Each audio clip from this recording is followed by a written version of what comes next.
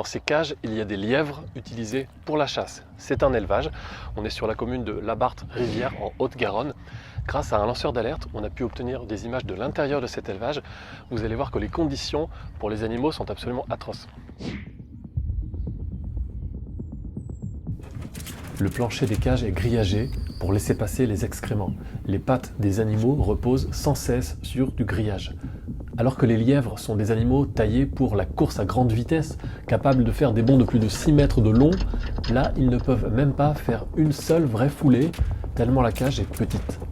Cet enfermement extrême entraîne des stéréotypies, c'est-à-dire des mouvements aberrants répétés à l'infini. En clair, ces animaux deviennent complètement fous.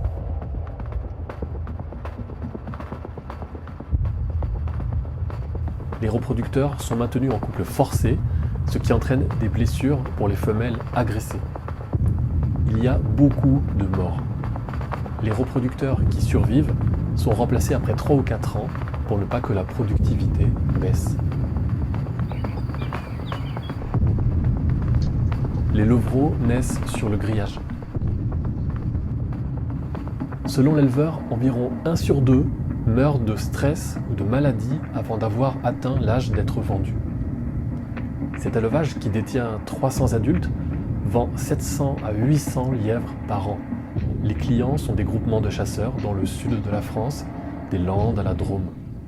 Ces lièvres sont lâchés en général plusieurs mois avant la chasse.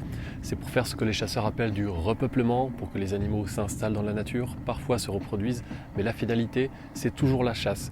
Selon les propres mots de l'éleveur, l'objectif des lâchers est clair, je cite, « Il faut que les chasseurs aient davantage de chances de s'amuser qu'ils trouvent davantage de lièvres. » Tous ces animaux enfermés, ces vies en cage, ces vies sur du grillage, ces vies de souffrance, c'est pour une seule chose, c'est pour le plaisir de tirer sur ces animaux.